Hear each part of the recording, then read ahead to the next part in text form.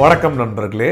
தேர்தல் முடிவுகள் கிட்டத்தட்ட ஒரு வாரம் நெருங்கிட்டு இருக்கு. 90க்கும் மேற்பட்ட தலைவர்கள் வாழ்த்துக்கள் தெரிவிச்சிருக்காங்க பிரதமர் மோடிக்கு. இன்னும் 2 தினங்கள்ல பதவியேற்பு விழா நடக்க போகுது. ஆனா இன்னும் ஏன் பாகிஸ்தான் மோடி அவர்களுக்கு வாழ்த்துக்கள் தெரிவிக்கல அப்படின்னு நான் கேட்கலங்க. பாகிஸ்தான் ஊடகங்களே பாகிஸ்தான் ஃபாரின் மினிஸ்ட்ரி ஸ்போக் பர்சனை பார்த்து இந்த கேள்விகளை கேட்டிருக்காங்க. ஆனால் சம்பந்தமே இல்லாமல் ஒரு பதிலை ஃபாரின் மினிஸ்ட்ரி ஸ்போக் பர்சன் அவர்கள் தெரிவிச்சிருக்காங்க. என்ன சொல்லியிருக்காங்க அப்படி பார்த்தீங்கன்னா, ஒரு நாட்டோட பிரதமரை தேர்ந்தெடுக்கிறது அந்த நாட்டு மக்களோட உரிமை. யார் தேர்ந்தெடுக்கணுன்றது அவங்களோட உரிமை. ஸோ அவங்க கவர்மெண்ட் ஃபார்ம் பண்ணட்டும், அதுக்கப்புறம் பார்த்துக்கலாம் அப்படின்னு இப்போ இவங்க தெரிவிச்சிருக்காங்க. ஸோ சம்பந்தமே இல்லாமல் இருக்குது அப்படின்னு நம்ம பார்த்தாலும், ஏன்னா என்டிஏ வின் பண்ணியாச்சு. இதுக்கு முன்னாடி தேர்தலுக்கு முன்னாடி இருக்க கூட்டணி யார் போட்டியிட்டாங்களோ அவங்க தான் வின் பண்ணியிருக்காங்க. இருந்தாலும் எதிர்கட்சிகள் எந்த குழப்பத்தில் இருக்காங்களோ அதே மாதிரியான ஒரு வெளிப்பாடை இவங்க காமிச்சிருக்காங்களோ அப்படின்ற கேள்விகள் சமூக ஊடகங்களில் எழுது. அதை நம்ம மறக்க முடியாது.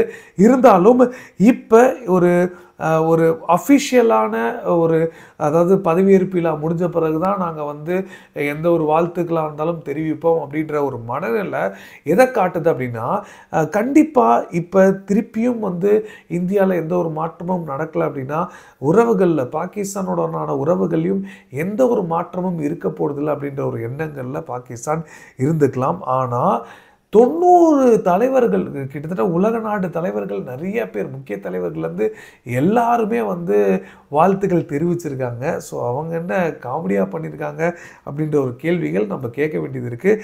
இருந்தாலும் இந்த நேரத்தில் இப்போ பாகிஸ்தானும் சீனாவும் ஒன்றிணைஞ்சு ஒரு முக்கியமான முடிவுகளை எடுத்திருக்காங்க. ஒரு சின்ன அக்ரிமெண்ட் போட்டிருக்காங்க.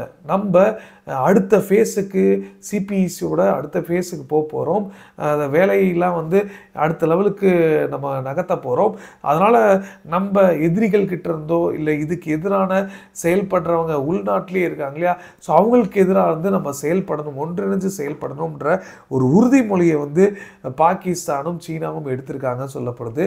அப்போ தெளிவாக அவங்க புரிஞ்சிருக்காங்க. அதாவது கண்டிப்பாக பாகிஸ்தான் சிபிஇசி ஒரு விதமான ஒரு அச்சத்தில் இருக்குது.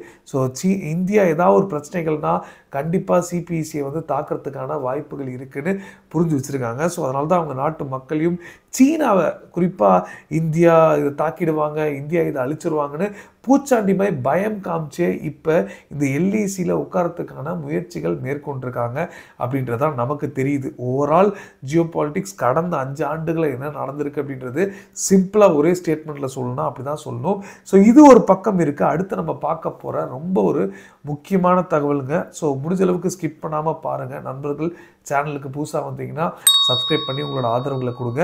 ஸோ என்ன பார்க்க போகிறோம் அப்படின்னா, அதாவது எல்ஏசியில் பதட்டமான சூழ்நிலைகள் அப்படின்றது இருந்தது. 2020-21 காலகட்டத்தில் இருந்தது. இப்போ கண்ட்ரோலபிளாக தான் இருக்குது. ஆனால் எந்த நேரமும் என்ன வேணால் நடக்கலாம்ன்ற மாதிரியான ஒரு சிச்சுவேஷன், கொஞ்சம் ஒரு சென்சிட்டிவான ஒரு சிச்சுவேஷனாக தான் இருக்குது அப்படின்னு நம்மளோட ஆர்மி சீஃப் அவர்களே சொன்னதாக நம்ம பார்த்துருக்கோம். ஆனால் இப்போ சமீபத்தில் ஒரு சில மாதங்களுக்கு முன்னாடி சைனா என்ன பண்ணாங்க, அருணாச்சல் பிரதேசில் இருக்கிற முக்கியமான இடங்களை அவங்க பேர் மாற்றம் பண்ணாங்க. இதுக்கு இந்தியா உடனே சீனாவோட பேரே மாற்றணும், பீஜிங்கோட பேரே மாற்றணும்னு இந்தியர்கள் பல பேர் குமரல்களை சமூக ஊடகங்களில் காமிச்சாங்க. ஆனால் இந்தியா ரொம்ப அமைதியாகவே இருந்தாங்க இந்த விஷயங்களில். நீ பேர் மாற்றுறதுனால என்ன உனக்கு சொந்தமாயிட போதா அப்படின்ற ஒரு நகைப்பூட்டுற மாதிரியான விஷயங்கள் நம்மளோட ஃபாரின் மினிஸ்டர் ஜெய்சங்கர் அவர்கள் இதை பற்றி நேரடி பதிலே கொடுத்திருந்தாரு. ஸோ இதெல்லாம் ஒரு பக்கம் இருக்கும்போது இப்போ இந்தியா ஒரு டிட் ஃபார் தட் அப்படின்ற மாதிரி ஒரு முக்கியமான ஒரு முடிவுகள் எடுக்க போகிறாங்கன்னு சொல்லப்படுது. அதாவது அஃபென்சிவாகவே சீனாவுக்கு புரிகிற லாங்குவேஜ்லேயே இந்தியா இந்த முடிவுகளை பண்ண போகிறாங்க அப்படின்ற விஷயங்கள் சொல்லப்பட்டிருக்கு. என்னடா உடனே போய் டிபெட்டை ஆக்கிரமிக்க போகிறாங்களா, இல்லை டிபெட்டுக்குள்ளே நுழைஞ்சிட்டாங்களா இப்படின்ற ஒரு கதைகள் வந்துக்கிட்டு இருக்கு யூடியூப்லேயே. ஆனால் அதெல்லாம் ஒரு கன்ஃபார்ம்டு சோர்ஸ் கிடையாதுங்க. ஸோ டிபெட்டில் இப்போ இந்தியாவை பொறுத்தளவு 30 இடங்களை வந்து பேர் மாற்றம் பண்ண போகிறாங்க அப்படின்ற விஷயங்கள் வந்திருக்கு. யார் பண்ண போகிறாங்க, எதுக்காக பண்ண போகிறாங்க அப்படின்றதும் நம்ம பார்க்க போகிறோம். ஆக்சுவலாக என்னடா அது 7 இடங்கள் மாற்றினதுக்கு 30 இடங்கள் இந்தியா வந்து மாற்ற போகிறாங்களான்ற ஒரு அதிர்ச்சியில் சீனா கண்டிப்பாக இருக்கிறதுக்கான வாய்ப்புகள் 100% இருக்குது. ஏன் அப்படின்னா, ஏன்னா சமீபத்தில் இந்தியா என்னதான் வந்து இதுக்கு எதிர்ப்புகள் பெருசாக தெரிவிக்கலனாலும் இதனால ஒரு பெரிய மாற்றம் வரப்போகிறதில்ல அப்படின்னு சொல்லிக்கிட்டு இருந்தாங்க. ஆனால் இப்போ இந்தியா எடுத்திருக்க இந்த முடிவுகள், குறிப்பாக எலெக்ஷன் இப்போ தான் நடந்து முடிஞ்சிருக்கு, ரிசல்ட் வேறு வந்திருக்கு, பதவி இருக்கிற நேரத்தில் இப்படி பண்ணுவாங்களா அப்படின்ற ஒரு எண்ணங்கள் இருக்குது. ஆனால் நான் ரொம்ப அதிகமாக ஃபாலோ பண்ணுற த டிப்ளமேட் அப்படின்ற ஒரு வெப்சைட்டில் வந்து, சர்வதேச வெப்சைட்லாம், இந்த வெப்சைட்டில் வந்து ரொம்ப தெளிவாக போட்டிருக்காங்க. அன்னேம்டு இந்தியன் மிலிட்ரி சோர்ஸில் சொன்னதா இந்த தகவலை வந்து போட்டிருக்காங்க. என்ன பண்ண போகிறாங்கன்னா, இது அந்த பிராந்தியத்தில் ஒரு காலங்காலமாக பல ட்ரெடிஷ்னலாக ஃபாலோ பண்ணிகிட்டு இருக்க நேம்ஸை வந்து அவங்க அங்கே பேர் வைக்க போகிறாங்க. ஸோ இது ஆர்மி பர்பஸுக்காக அவங்க இதை பயன்படுத்த போகிறாங்க. இந்தியாவோட மேப்புகளையும் அதே மாதிரி இந்தியா பயன்படுத்துகிற எல்லா சிஸ்டம்லேயும் வந்து இந்த பேர்கள் இருக்கிறதுக்கான வாய்ப்புகள் இருக்குது அப்படின்னு சொல்லியிருக்காங்க. ஸோ ஆனால் இப்போ இது வந்து முழுக்க இந்தியன் ஆர்மியோட இன்ஃபர்மேஷன் வார்ஃபேர் டிவிஷன் தான் இந்த முடிவுகளை எடுத்திருக்காங்க சொல்லப்படுது. ஸோ 30 டிபெட்டில் இருக்கிற பகுதிகளில் இருக்கிற இந்த பேரை வந்து வெளியிட போகிறாங்க அப்படின்ற விஷயங்கள் சொல்லப்பட்டிருக்கு. ஸோ 7க்கு 30 பயங்கரமான ஒரு அடியை வந்து கொடுக்க போகிறாங்க அப்படின்றது நமக்கு தெளிவாக தெரியுது. இருந்தாலும் இந்த பேர் மாற்றம் அப்படின்றது வந்து ஹிஸ்டாரிக்கல் ரிசர்ச் மூலமாக இந்த முடிவுகளில், எக்ஸ்டென்சிவ் ஹிஸ்டாரிக்கல் ரிசர்ச் மூலமாக தான் இந்த முடிவுகளை எடுத்திருக்கிறதா இராணுவ தரப்பில் சொன்னதாக சொல்கிறாங்க. ஸோ இது எந்தளவுக்கு ஒரு மாற்றமோ இல்லை எந்தளவுக்கு ஒரு பலன் தரப்போது இந்திய இராணுவத்துக்கு அப்படின்றது நம்ம வந்து பொறுத்திருந்தான் பார்க்கணும். ஆனால் அதே சமயத்தில் நாளைக்கு ஏதாவது உளவு சம்மந்தப்பட்ட விஷயங்களில் நம்ம பேசும்போது ஒரு போர் மாதிரியான ஒரு சிச்சுவேஷனில் வந்து கண்டிப்பாக ஒரு கோட் வேர்டாக கூட இந்த நேம் வந்து அமையலாம். ஸோ இது எல்லாமே கணக்கில் வச்சுக்கிட்டு தான் இந்த முடிவுகளை வந்து இந்தியா எடுத்திருப்பாங்க அப்படின்னு சொல்லப்படுது. ஆனால் இதுக்கு அதிகாரப்பூர்வமான செய்திகள் இதுவரைக்கும் வரல இந்தியா தரப்பில். இதை தான்ப்பா நாங்கள் மாற்றிருக்கோம் அப்படின்னு. ஆனால் இராணுவம் இந்த முடிவுகள் வச்சுருக்காங்க அப்படின்னா கண்டிப்பாக ஏதோ ஒரு ஸ்ட்ராட்டஜி இதுக்கு பின்னாடி இருக்குது அப்படின்றது மட்டும் நமக்கு தெளிவாக தெரியுதுங்க. ஆனால் அதே சமயத்தில் இப்போ வந்து கிளாஷ் ரிப்போர்ட் அப்படின்ற ஒரு இந்த எக்ஸ் பிளாட்ஃபார்மில் இருக்கிற ஒரு பக்கத்தில் வந்து பொதுவாக நான் இந்த இஸ்ரேல் வார்லாம் வந்து நிறைய அப்டேட் வந்து அது கொடுப்பாங்க. ஒரு பக்கம் சாஞ்ச மாதிரி தான் அவங்க வந்து அவங்களோட ரிப்போர்ட்ஸ் இருந்தாலும் அட்லீஸ்ட் ஒரு சில இன்ஃபர்மேஷன்ஸ் தெரிஞ்சுக்கலாம்.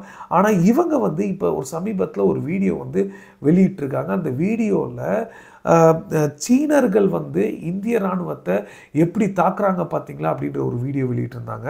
அந்த வீடியோ ஒரு லேட்டஸ்ட்டாக ஒரு ரியலபிள் சோர்ஸாக வந்து அதில் வந்து இல்லை, 2021 எடுத்த வீடியோ அப்படின்னு நிறைய பேர் வந்து ஃபேக்ட் செக் பண்ணியிருக்காங்க. ஸோ இந்த வீடியோவில் வந்து தெளிவாக தெரியுது என்னென்னா, அப்பர் ஹேண்டில் இந்தியன்ஸ் இருக்காங்க, ஆனால் லோவர் ஹேண்டில் வந்து சீனர்கள் இருக்காங்க. ஸோ மேலே இருந்து இந்தியர்கள் கல் வீசுகிறாங்க, ஆனால் சீனர்கள் வந்து இந்தியாவை அடிக்கிறாங்கன்ற மாதிரி இந்த பக்கத்தில் வந்து போட்டிருக்கு. ஸோ இதுலேயே தெரியுது எந்த பக்கம் அவங்க சாஞ்சிருக்காங்க அப்படின்னு. ஆனால் இதை வச்சு மேபி டிபெட்டில் வந்து இந்தியா உள்ளே நுழைஞ்சிட்டாங்க, இந்தியா வந்துட்டாங்க அப்படின்ற ஒரு சில செய்திகள் பார்க்க முடியும். ஆனால் இப்போதைக்கு அதிகாரப்பூர்வமாக எந்த ஒரு தகவலும் வரல. ஒரு வேளை பதவி ஏற்காதனால இந்த தகவல் வரலையா அப்படின்றது நமக்கு தெரியல. ஆனால் கண்டிப்பாக பாதுகாப்பு சம்பந்தப்பட்ட விஷயங்களில் என்னதான் கூட்டணி ஆட்சியாக இருந்தாலும் எந்த ஒரு மாற்றமும் இருக்க போகிறதில்ல அப்படின்றது தான் நமக்கு தெரியுது. ஸோ உங்களுக்கு என்ன இதை பற்றி தோணுது அப்படின்றத தாராளமாக கீழே கமெண்ட்டில் சொல்லுங்கள். ஏன்னா இது மட்டும் இல்லை, இன்னும் பலவிதமான திட்டங்கள் வந்து இந்தியா வச்சுருப்பாங்க இதுக்கு முன்னாடி. ஸோ அதனால் டிஃபென்ஸ் மினிஸ்டரை புதுசாக தேர்ந்தெடுக்கிறதுக்கான வாய்ப்புகள் கம்மி. ஒருவேளை ராஜ்நாத் சிங் அவர்களே சிச்சுவேஷனை பயன்படுத்தி, சீரியஸ்னஸை பயன்படுத்தி அவரே தொடர்றதுக்கான வாய்ப்புகள் இருக்குது அப்படின்னு நமக்கு தெரியுது. ஸோ நம்ம வாத்தி ஜெய்சங்கர் அவர்களும் தொடர்றதுக்கான வாய்ப்புகள் இருக்குது அப்படின்னு நமக்கு தெரியுது. ஆனால் இருந்தால் நல்லாயிருக்கும் அப்படின்றது என்னோட கருத்து. உங்களோட கருத்துக்கள் என்ன அப்படின்றது மறக்காமல் கீழே கமெண்ட்டில் சொல்லுங்கள். ஸோ தொடர்ந்து இந்த எல்ஏசி அப்படின்றது வந்து ஒரு பதட்டமான சூழ்நிலைகள் உருவாகும் போதெல்லாம் எல்ஓசியில் பாதுகாக்கிறதுக்கான ஒரு சில முயற்சிகள் மேற்கொள்கிறாங்க அப்படின்றது தான் நம்ம கன்க்ளூட் பண்ண வேண்டிய ஒரு கட்டாயம் இருக்குது. ஏன்னா இதனால தான் முன்னாள் முப்படை தளபதியாக இருந்த லேட் பிபின் ராவத் அவர்கள் வந்து தெளிவாக சொல்லியிருந்தாங்க. அதாவது இந்தியா ஏதாவது ஒரு ஆப்ரேஷன் தொடங்குறாங்க எல்ஓசி இல்லைன்னா அது கண்டிப்பாக 2 ஃப்ரண்ட் வாராக தான் மாறும் அப்படின்னு சொன்னாங்க. ஸோ அதுக்கேற்ற மாதிரியே இப்பயும் இந்த சிச்சுவேஷன்கள் மாறிக்கிட்டு இருக்கு. ஸோ எப்படி இனி இந்தியா வந்து இதுக்கான ஒரு பதிலடி, இதுக்கான ஒரு மாற்றம் கொண்டு வரதுக்கான முயற்சிகள் இப்போ அடுத்த 5 வருஷத்துக்கு மேற்கொள்ள போகிறாங்க அப்படின்றதெல்லாம் நம்ம பொறுத்து தான் பார்க்கணும். ஸோ உங்களுக்கு இதை பற்றின எந்த கருத்துக்களாக இருந்தாலும் தாராளமாக கீழே கமெண்ட்டை சொல்லுங்கள், இல்லாட்டி டேரெக்டாக மெசேஜ் பண்ணி சொல்லுங்கள். ஏற்கனவே போன வீடியோவில் நிறைய பேர் நிறைய கேள்விகள் கேட்டிருந்தீங்க. ஸோ கண்டிப்பாக முடிஞ்ச அளவுக்கு நான் இனி வர வீடியோவில் அதை கவர் பண்ணுறதுக்கான முயற்சிகள் மேற்கொள்கிறேன். ஸோ தொடர்ந்து இணைஞ்சிருங்க. புதுசாக வந்திருக்க நண்பர்கள் மறக்காமல் சேனலை சப்ஸ்கிரைப் பண்ணி உங்களோட ஆதரவுகளை கொடுங்க. ஸோ ஜெய்ஹிந்த், பாய். இன்னொரு வீடியோவில் சந்திப்போம்.